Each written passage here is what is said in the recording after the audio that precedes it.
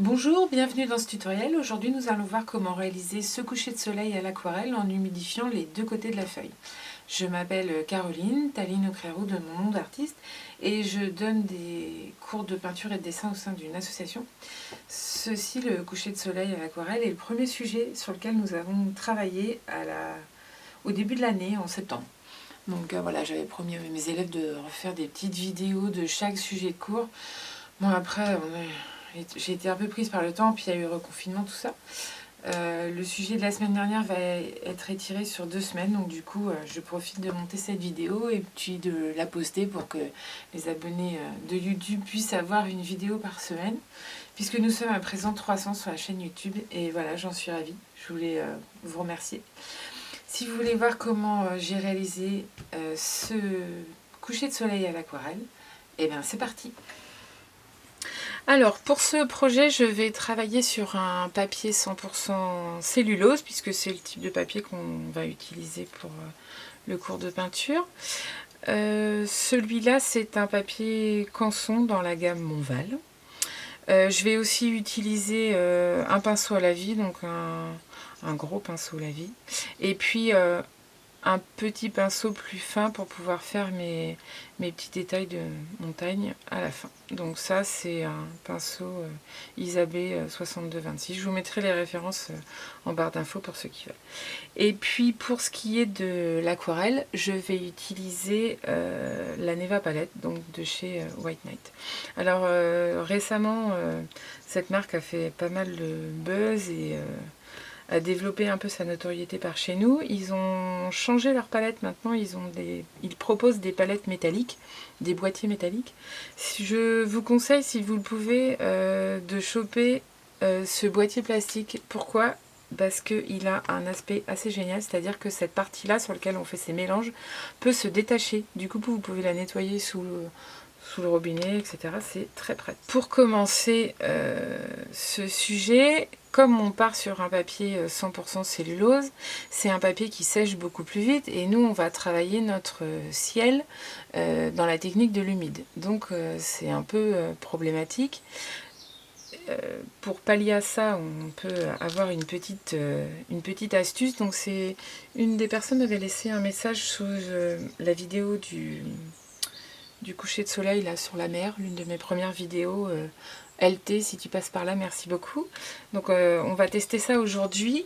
Je travaille alors sur ma planche habituelle, j'ai installé, donc là vous allez le voir, une petite plaque de plexi. Donc moi j'ai tout simplement récupéré un vitrage de cadre que je n'utilise pas, et du coup ça fait office de plaque de verre, ce qui fait que quand je vais mouiller mon papier des deux côtés, l'humidité va rester derrière ma feuille et va maintenir mon papier plus humide plus longtemps. Donc ça c'est plutôt une technique intéressante. Donc ça marche aussi sur une toile cirée, hein, pour ceux qui n'auraient pas de plaque de plexi. On a fait le test au club de peinture et ça fonctionne très bien. Donc je prends pour commencer mon pinceau, alors avec des pots d'eau, donc là on ne les voit pas, ils sont en dehors du cadre, mais je vous conseille d'en avoir au moins deux, un pour l'eau claire et puis un pour pouvoir nettoyer votre pinceau. Et du coup là je viens mouiller mon papier, alors généreusement, hein. On veut que le papier soit vraiment bien imbibé d'eau pour pouvoir travailler dans l'humide sur mon papier. Donc j'y vais bien généreusement. Si ça dépasse sur la place de plexi, c'est pas bien grave. Ça a aussi un autre avantage, c'est que du coup, comme je vais mouiller ma feuille des deux côtés, et que un des côtés humides va être pressé contre la plaque de plexiglas, ça va avoir un peu un effet ventouse, et du coup ça va plaquer ma feuille, ce qui fait qu'elle va moins gondoler, ce qui est plutôt un avantage. Puisque là évidemment je ne vais pas la scotcher, donc du coup l'eau va jouer l'effet scotch. Donc là je mouille vraiment généreusement. Pour avoir une petite indication, vous pouvez regarder votre feuille sur le côté en vous rapprochant le plus de votre plan de travail pour voir l'eau à la surface de la feuille. Donc il faut vraiment presque l'eau comble les effets de grain et qu'on ne voit plus la texture du papier. Donc là j'ai vraiment mis beaucoup d'eau. Voilà. Je vais juste fermer ça le temps de mettre mon eau. Voilà. Et là, je retourne ma feuille. Hop là. Tac. Et je mouille l'autre côté. C'est pareil, hein, de manière très généreuse.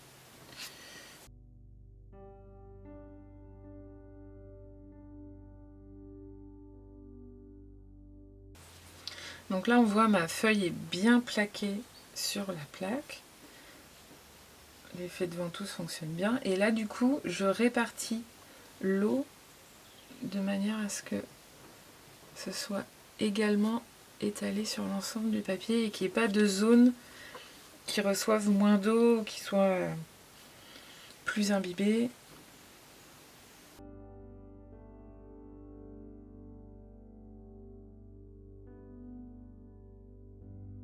Donc là, on voit, hein, l'eau est répartie sur ma feuille. Il y a des endroits, ça brille beaucoup. Il y a d'autres endroits où on commence à voir le grain qui apparaît. Donc là, c'est encore un petit peu tôt pour venir positionner son pigment. Parce que si je viens mettre une goutte de pigment là, je commence à déposer mon aquarelle. Comme il y a encore beaucoup d'eau à la surface de mon papier, ça va beaucoup fuser. Donc on attend un tout petit peu que l'eau s'absorbe un petit peu plus, que mon papier soit un petit peu... voilà. Comme ça, à peu près partout. C'est-à-dire qu'on commence à voir un peu plus le grain. Et là, je vais pouvoir commencer à travailler.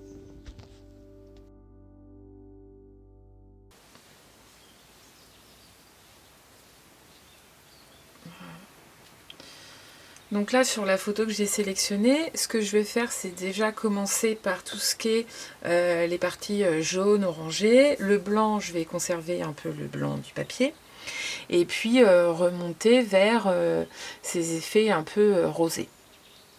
Je ne vais pas forcément faire le bleu pardon, tout de suite, puisque si le bleu finit par se mélanger un peu avec mon jaune, je vais avoir des effets de vert, ce que je n'ai absolument pas dans mon ciel. Donc le bleu, je vais plutôt le faire dans une deuxième passe. Alors, je vais commencer hop, par le jaune.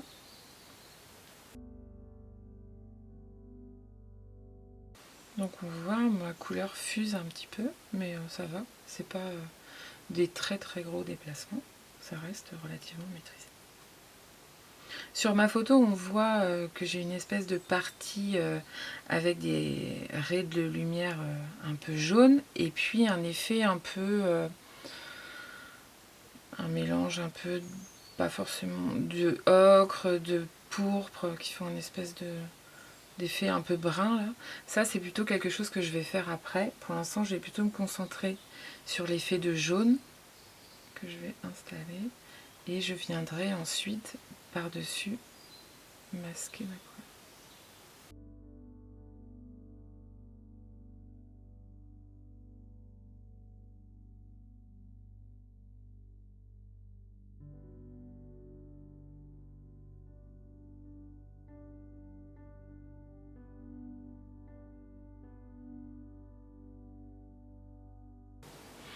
Alors vous pouvez entendre un peu des bruits dans cette vidéo, mais c'est normal, entre les poules dehors et le chien derrière, il y a du monde à assister à cet enregistrement.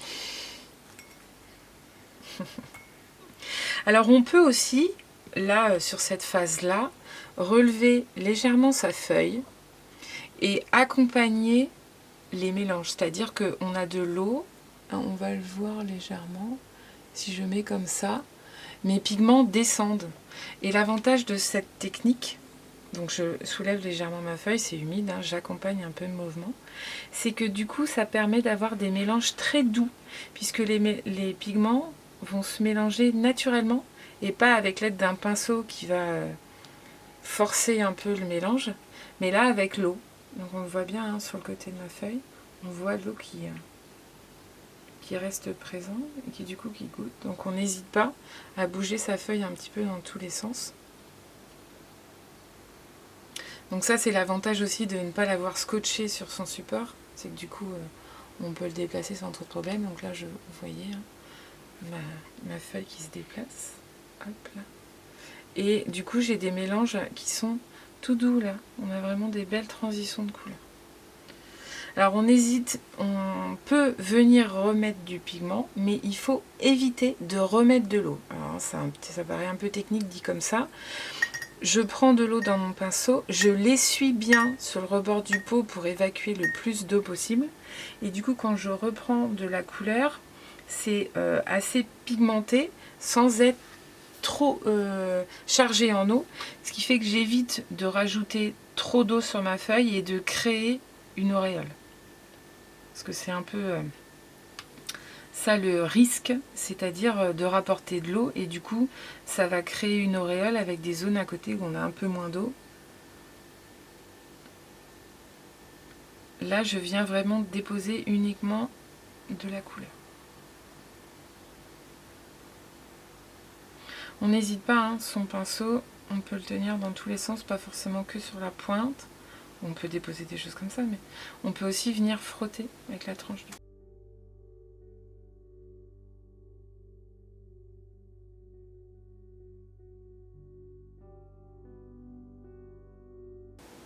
Alors surtout, on n'essuie pas l'eau qui se trouve en dessous, hein, parce que ça va maintenir l'humidité dans notre papier, donc c'est hyper important de la garder.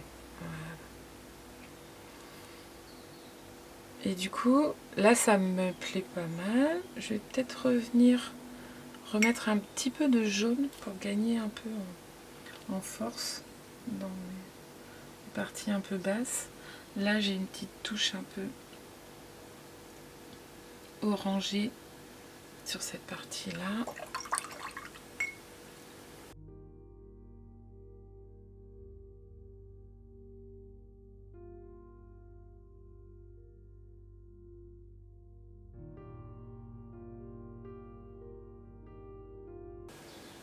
Donc là ça commence un peu à sécher, on voit que ça fuse moins quand je viens déposer de la couleur. Mais pour autant ça fait pas de délimitation trop forte, donc c'est exactement ce que je cherche.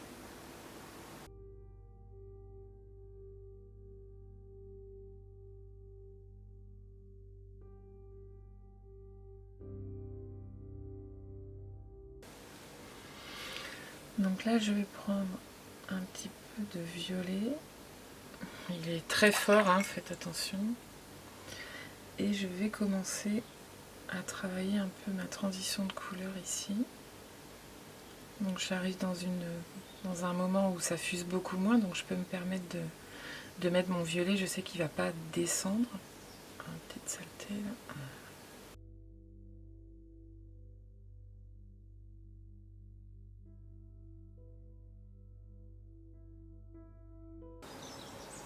Et là, je prends mon bleu, puisque du coup, on commence à arriver sur une partie presque sèche, donc je peux me permettre de mettre le bleu, parce qu'il ne va pas descendre.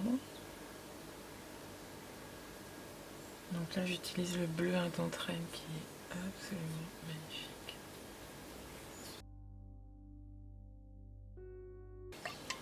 Et là, du coup, je vais attendre que ça sèche et je reviendrai sur un deuxième passage. Alors là j'ai séché au sèche-cheveux, donc pas forcément des deux côtés, hein, donc en dessous c'est encore un petit peu humide, mais sur le dessus pour bloquer un peu mes couleurs. Et on va faire un deuxième passage, parce que l'avantage c'est qu'on peut remouiller autant de fois qu'on veut et rajouter des couleurs par-dessus. L'avantage de ça c'est que ça va par exemple bloquer un peu mes couleurs, et si je ne réinterviens pas à certains endroits, on va voir mes couleurs qui vont rester apparentes, et puis ça va pas mélanger. Par exemple mes jaunes là qui sont assez transparents, si je ne passe pas par dessus, ils vont rester bien jaunes. Du coup je vais repasser quand même pour donner un petit peu plus de force sur ces parties bleutées, et puis retravailler ces effets de nuages, notamment cette espèce de brun couleur un peu mutée comme ça. Donc je reprends mon pinceau avec l'eau claire et je vais remouiller ma feuille comme la première fois. Donc on n'hésite pas à bien charger son pinceau en eau et à passer sans trop frotter, puisque il y a des couleurs qui vont rester bien accrochées sur la feuille, et puis il y en a d'autres qui vont légèrement se déplacer plus on frotte, et puis plus on va un peu embarquer nos couleurs, ce qui s'appelle le retrait et la permanence au papier. Donc ça c'est des indications qu'on peut avoir sur les emballages quand on achète des palettes, donc c'est toujours intéressant. C'est pour ça que moi je les ai collées ici, parce que j'ai toutes les petites informations liées aux différentes couleurs. Et c'est toujours intéressant de garder ça dans un coin. Donc quand on débute, on peut être un peu perdu sur ces informations-là. Je dirais que c'est pas forcément très important quand on débute, mais gardez les emballages dans un coin. Et puis du coup, quand vous aurez avancé un peu plus dans votre pratique, vous pourrez commencer à vous intéresser un peu plus à ce genre de choses. Et puis vous saurez aussi de quoi on parle. Parce que c'est vrai que quand on débute, on ne sait pas forcément ce que c'est que la permanence au papier, la granulation, l'opacité d'une couleur. Et puis au début, voilà, on expérimente un peu. Et puis après, vous allez finir par comprendre un peu plus facilement, après un peu plus de pratique, toutes les informations que vous avez sur vos palettes. Donc voilà, n'hésitez pas à les garder dans un coin. Toujours intéressant d'avoir ce genre d'informations. Donc là, j'ai bien mouillé ma feuille, donc je vais attendre un petit peu que mon papier absorbe l'eau, comme je l'ai fait pour la première fois. Et puis après, je vais commencer à intervenir. Attention. Même si ici, je vais avoir des montagnes que je vais peindre en troisième partie, on mouille quand même bien son papier pour plaquer la feuille. Donc vous voyez, hein, là sur cette partie-là, je ne sais pas si on va bien le voir à la caméra, mais l'eau est légèrement orangée, parce que j'ai des couleurs qui vont légèrement partir avec mon passage d'eau, donc on évite de trop frotter.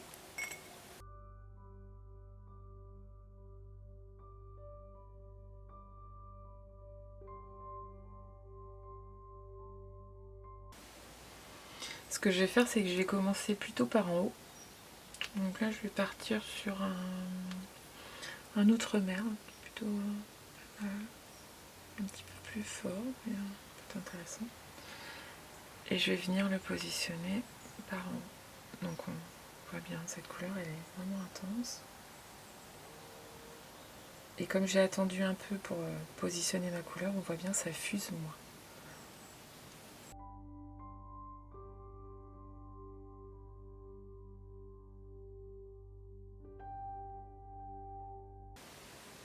Donc là, je charge vraiment beaucoup en couleur avec le rose quinacridone là. Et je vais venir le déposer. Donc la couleur est très chargée. On peut le voir. Et avec mon pinceau, je viens vraiment frotter sur cette partie-là pour venir faire un petit peu le mélange avec les autres couches.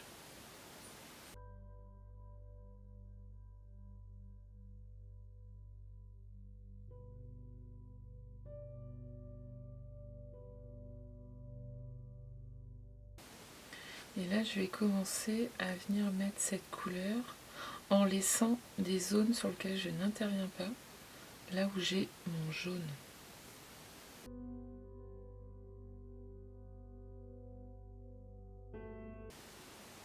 Donc là, je viens vraiment frotter mon pinceau de manière à ce que je dépose pas forcément le pigment avec la même intensité. Et du coup, qu'en dessous de ce mélange, on voit encore mon jaune.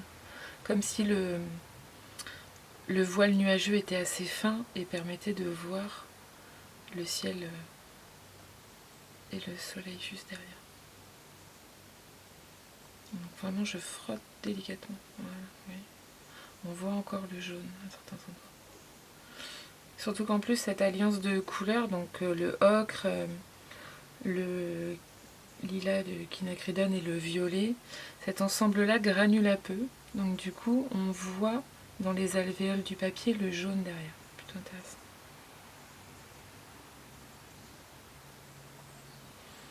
Et d'où ce que je disais tout à l'heure, le fait d'avoir gardé les informations sur la granulation, par exemple. On peut savoir quelle couleur granule et du coup comment utiliser cet effet de granulation dans sa composition. Après, on peut aimer ou pas, hein. Il y a des gens qui aiment bien travailler avec la granulation, il y a d'autres personnes qui n'aiment pas ces effets-là. Mais du coup, quand on sait un peu quelle couleur granule ou pas, on peut jouer avec cet effet de granulation dans son travail. Ça peut être intéressant aussi.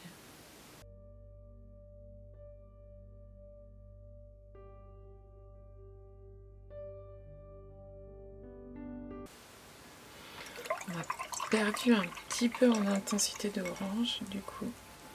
J'essuie bien mon pinceau pour pas rajouter trop d'eau et générer des auréoles. Voilà. Là, je prends ma couleur et je vais venir à certains endroits.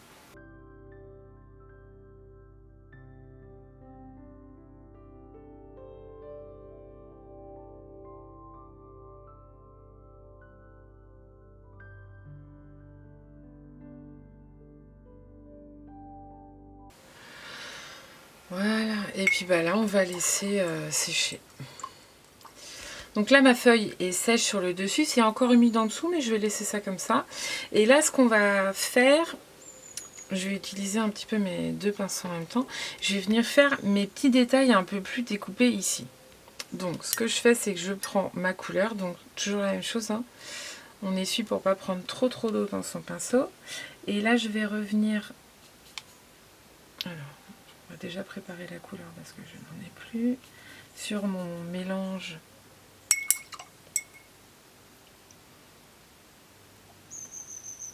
de ocre. Donc là c'est une terre de ciel naturelle, le quinacridone lilac et un petit peu de violet. Voilà, c'est un peu fort mais ça va aller. Peut-être rajouter un tout petit peu.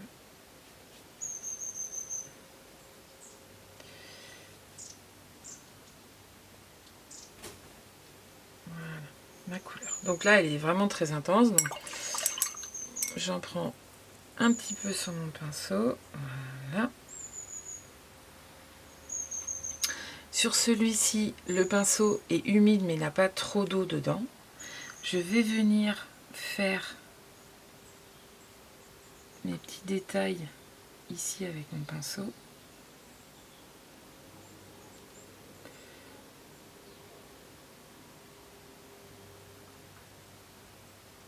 Et ce que je fais après, c'est que avec ce pinceau humide, je vais venir sur les bords. Voilà, comme ça, je viens fondre un peu plus ma couleur.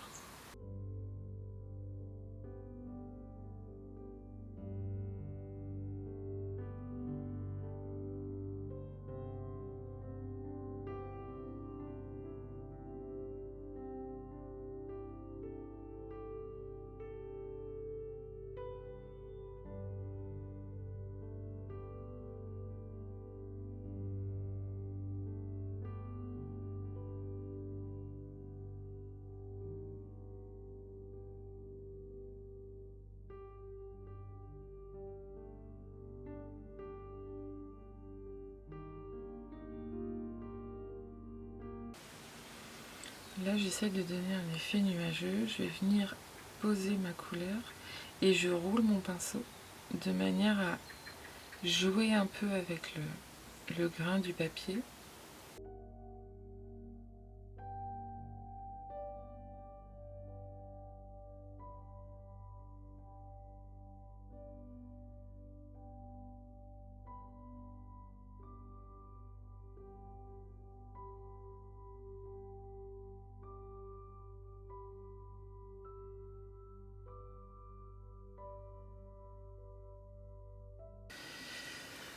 Et on peut aussi, si on veut, je tamponne sur cette partie-là pour garder le blanc de mon papier. Voilà.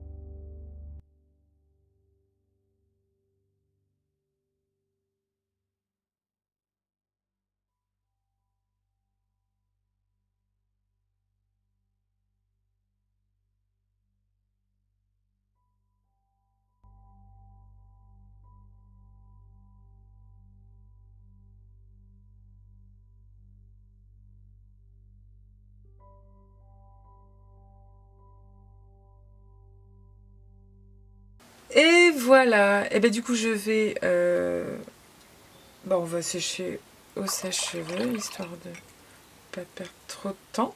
Et puis bah là, on va pouvoir venir faire nos effets de montagne. Pour mes montagnes, donc là, à partir du moment où on commence à sécher, hop, la feuille commence à... Voilà.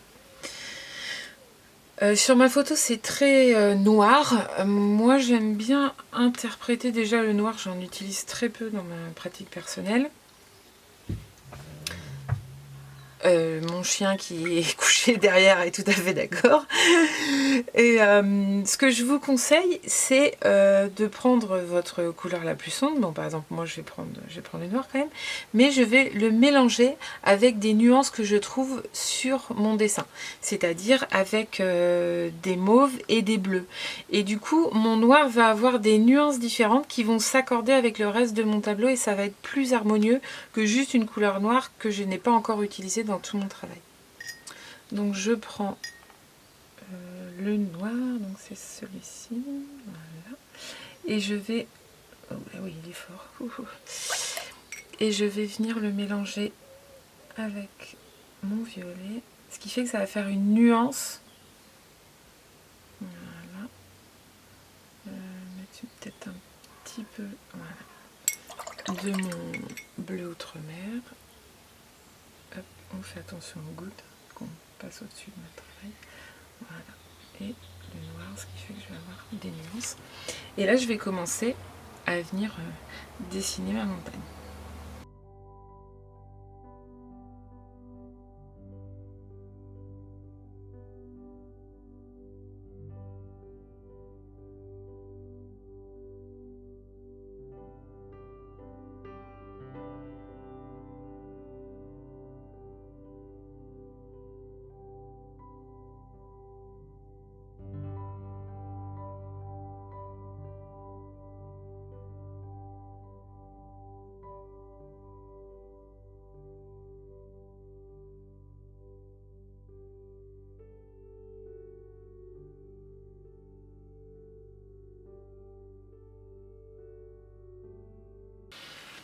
Et voilà, eh bien, nous avons terminé notre effet de ciel. Eh bien, j'espère que ce tutoriel vous aura plu, que ça vous a... Pardon, que ça vous aura donné des idées, décidément, compliqué. Et puis, on se retrouve la semaine prochaine pour un nouveau tutoriel. Si vous avez aimé, n'hésitez pas à laisser un petit pouce. Et puis à vous abonner pour voir les prochaines vidéos. Et puis d'ici là, je vous dis à bientôt.